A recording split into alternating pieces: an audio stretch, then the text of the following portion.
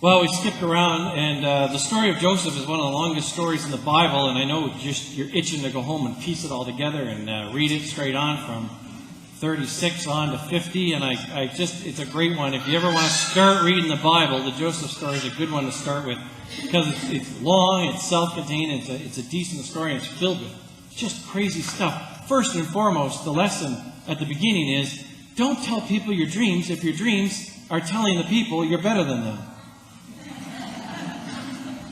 We got the musical and stuff, we're all like, oh, poor Joseph and his Technicolor Dreamcoat, his brothers are so mean, except that he kept telling them about his dreams that said, someday you'll bow down in front of me. Even Jacob caught that. Jacob, his dad's just like, that's bad news. So the brothers were jealous of him before that, and he just kind of stuck it to them. And then they throw him in a pit.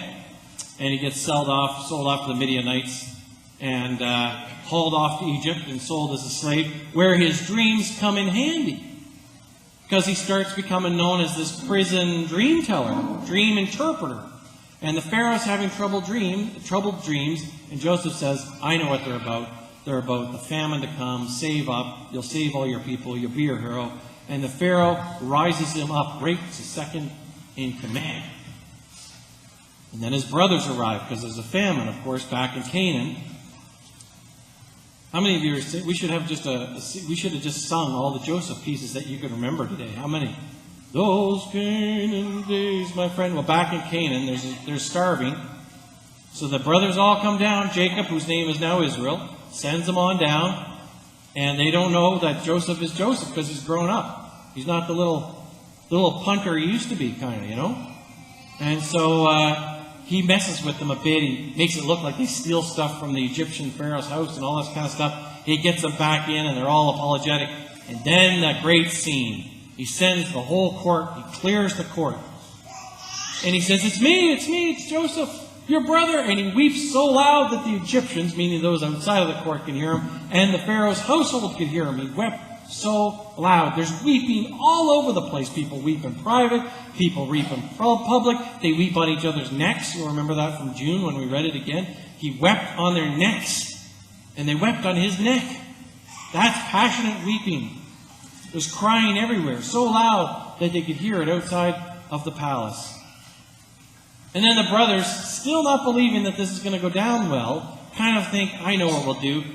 Our father's dead. We'll tell him that his father's last wish was that he treats us well if ever we are found by him. Which is odd because Jacob would have thought he was dead, killed by an animal, right? And anyway, they come to Joseph with this crazy story. They don't believe the weeping on neck thing is enough. And they say, our dad said, take care of us. And he said, who am I?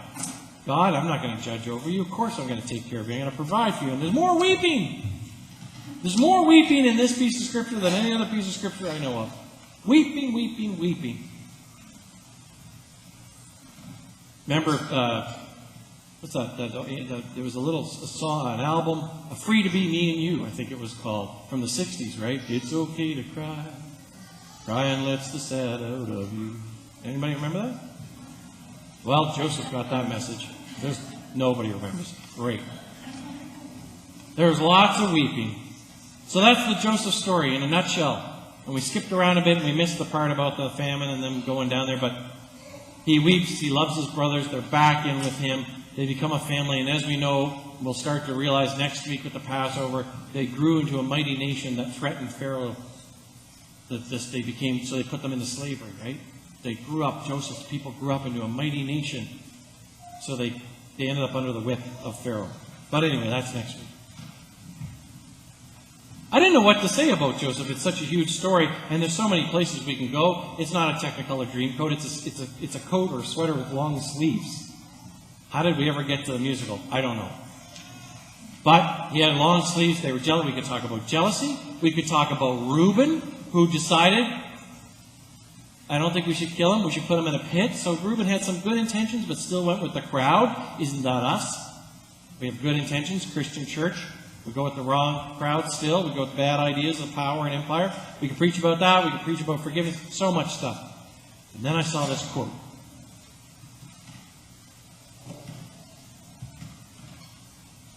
Things are not getting worse. They are getting uncovered. We must hold each other tight and continue to pull back the veil. A friend of mine posted that on Facebook yesterday after the news about the shooting in the Macy's in Burlington, Vermont. Did you hear about that? I've been in that Macy's. Just a regular old store. It's like the Bay, right? In the makeup department, women were shot, I think. I haven't read the news this morning, and 5 people were killed was the last count I saw in a Macy's. Just it's an hour north of Seattle, an hour south of White Rock. There's a famous factory outlet right next to this mall, Cascade Mall. People were shot. My friend Carmen, who lives just minutes away, put this up. I thought it was very powerful. Things are not getting worse. They're getting uncovered. So we must hold on tight to one another and continue to pull back the veil. This is the story of Joseph because it's a story of promise, a story of good coming out of tragic situations. And I would never want to diminish a person's real emotional response to tragedy. The families of the people who were shot are thinking things are getting worse. And that's okay. I would not say to them this quote right then. But this quote is about the big picture, the big story of humanity. Because when we see the news and we see shootings and we see murders, we see tragedies, we just like, oh man, this world is going to hell in a handbasket. Now I used that phrase my first year at ministry at Mayfair, and people said they'd never heard the term hell in a handbasket, going to hell in a handbasket. It means we're in a nice, pretty handbasket, but we're going in the wrong direction. We're all put together, and we're going in the wrong way. We get that feeling. We're in a 21st century. We're filled with globalization. We see every single bad thing that happens comes onto our TV screens or through the radio. As writer, singer, cool guy Hawksley Workman once said, all you have to do is turn on the CBC News 59 minutes after you heard it the first time. They'll tell you the world is just as bad as it was the first time you heard it. And 59 minutes later, you'll hear the news. The world is still as bad as you heard it 2 hours ago. Like, that's how it happens. There's not more shootings in the world. There's not more war in the world, but it's right in front of our faces like never before. Things aren't getting worse. They're getting uncovered. So we got to stick together. But it's not just tragedy, it seems, that's everywhere. Fear seems to be everywhere. Now there's, whenever people talk about society and fear, we think about the media. Oh, the media, they just keep loving the shoving fear at us. Make us scared, make us scared, make us scared. Right? Even so I remember they used to do a happy thing at the end of the news on CTV, just to make us feel a little better after all the dreary fear-mongering that seemed to be in the media. It's not the media. Politicians, how many campaigns are fear-driven? Oh, I can mention one right now. How much of politics nowadays is about making you scared of what's happening, so you're going to vote for this person? They are the answer to fear. I got to say, that's what I loved about the first Barack Obama campaign. It was all about hope. It actually worked for a minute, until he got in and he was a human being. But there was hope and no fear for just a brief moment. But then there's all these fears that we create for ourselves. And this is what I want us to pay attention to today. We're filled with anxiety and fears that we drum up, all on our very own, not the media, not politicians. We just love to default to being scared about stuff. I don't know, diversity, differences, what's tomorrow going to bring, finances, our families, everything. We just love to be scared. And we do it to ourselves.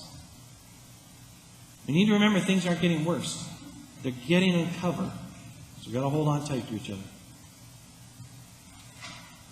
Each time there's a tragedy like the shooting at Macy's in Burlington, each time we catch ourselves in a moment of deep fear, there is a chance to learn more about the human condition. There's a chance to learn more about being human beings and about our relationship with God. That's the veil. Things are being uncovered. We need to hold on to each other tight and pull back the veil more.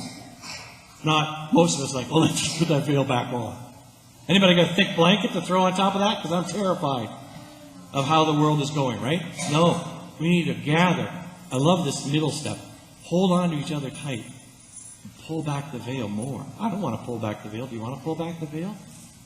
I'll pull back the veil with you. Because the veil hides what we really need to know about ourselves and about God and about our relationships. And sometimes I think the veil is pulled back by the tears that we cry. And that's the story of Joseph. There's hardly ever in Scripture is there such an authentic, honest moment as Joseph crouching and crying on the necks of his brother. He loved Benjamin so much. Hardly do we hear about men loving each other that much in the Bible. Hardly do men talk about loving each other that much in the sports pubs or down in the mine or wherever we are, helping each other out. You know, I wept on my brother's neck yesterday. Nobody's saying that. Dave and I work together. We never weep on each other's necks. Well, we don't talk about it anyway. Right, Dave? So passionate and authentic and honest. And what happened when they wept and wept? The veil was uncovered. The veil was pulled back, and they began to see God's wish for us. Not God's plan just for Joseph. Not God's plan for you and me, individual little plans. I'm not into that kind of stuff. But God's big plan, God's big call, God's ways were uncovered through the tears. Joseph has to say right out loud, I'm not God. I can't judge here. But man, there's something good in store for all of us. And there was. So when we meet tragedy, when we meet a tough story, when we're in the middle of our made-up fears that we love to do to ourselves, and we're spinning around a pivot of anxiety called worry, let's get together. Let's hold on tight. We must hold each other tight. Ask permission first. Then hold each other tight. And then work hard to pull back the veil so we can see what truly is being uncovered that God has in store for us next. May it be so. Amen.